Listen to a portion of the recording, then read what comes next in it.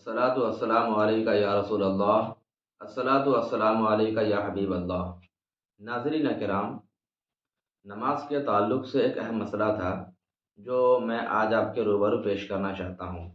तो मसला हमारे सामने ये है कि हम में से बहुत सारे लोग ऐसे होते हैं जो नमाज़ पढ़ते रहते हैं और अचानक वो नमाज में भूल जाते हैं कि हमने कितनी रकात नमाज पढ़ी। ये ऐसे बहुत होता है।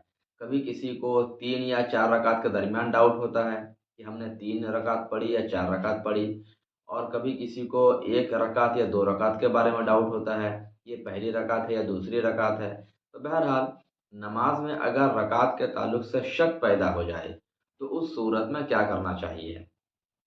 इसका जवाब बहुत आसान है। आप बस थोड़ी-सी तवज्जो दें और इसके जवाब को समझने और सीखने की कोशिश करें।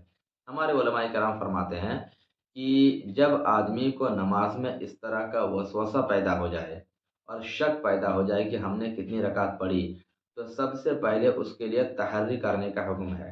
तहर्री का मतलब ये है कि वो शख्स अपने दिल से पूछे कि ऐ दिल अब तू ही बता कि कितनी रकात हुई, 3 या 4, 1 या 2। उसका दिल जो कहेगा, शरअ कहती है कि उसके दिल के मुताबिक अगर उसने अमल कर लिया तो उसकी नमाज़ बिल्कुल मान ली जाएगी। मिसाल के तौर पर अगर उसके दिल ने कहा कि 3 रकात है, हालाँकि हकीकत में मान लीजिए वो चौथी रकात थी, तब भी उसकी नमाज़ हो जाएगी। क्योंकि उसने अब जो तहर्री किया, तो तहर्री करके गोया कि उसने शरीयत के हुक्म को फ़ॉलो किया, तो इसी बिना पर अब उसकी रकात वही मानी जाएगी जो इसका दिल कहे।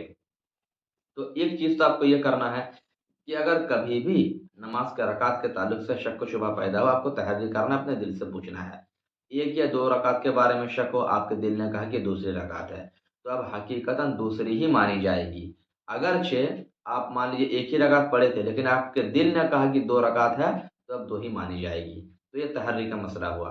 अच्छा, एक कंडीशन ये भी होती है कि अगर आपका दिल कुछ भी ना कहे, मान लीजिए दिल बिल्कुल बीच में आ गया, वो ना 3 के सपोर्ट में, ना 4 के सपोर्ट में, ना 1 के, ना 2 के, कुछ भी नहीं कह रहा है। आप कन्फ्यूज़ हो गए कि अब करें तो क्या करें? तो ऐसी सूरत में हमारे उलमा फरमाते हैं कि जब दिल भी साइलेंट हो जाए तो उस सूरत में जो कम है उस जानिब को इख्तियार किया जाए। यानी कि अगर आपको 3 या 4 रकात के दरमियान शक हो रहा है कि 3 है कि 4 है, तो ऐसी कंडीशन में आपको 3 इख्तियार करना पड़ेगा।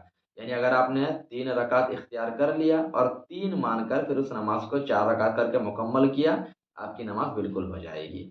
हकीकत में कुछ भी हो उसका एतबार अब नहीं किया जाएगा। अब शरअ का हुक्म है कि अगर आप भूल गए, तो आपको 3 और 4 के दरमियान डाउट हो तो 3 को इख्तियार करना है।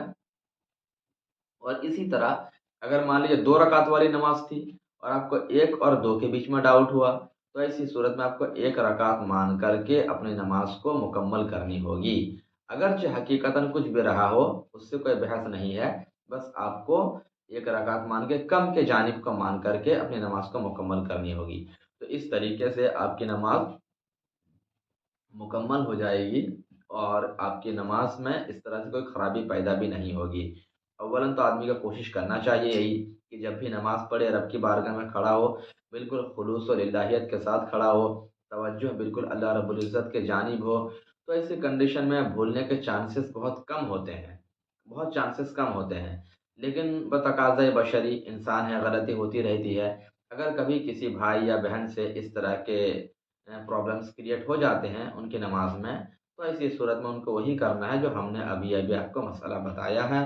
उम्मीद करता हूँ कि आप इस मसले को फ़ॉलो करेंगे और अपनी नमाज़ को अच्छी तरीके से अदा करने की कोशिश करेंगे। अल्लाह रब्बुल इज़्ज़त हम सबों के जायज़ तमन्नाओं की तकमील फ़रमाए, हमारी नमाज़ों को अपनी बारगाह में कबूल फ़रमाए। अस्सलामु अलैकुम व रहमतुल्लाहि तआला व बरकातुहू।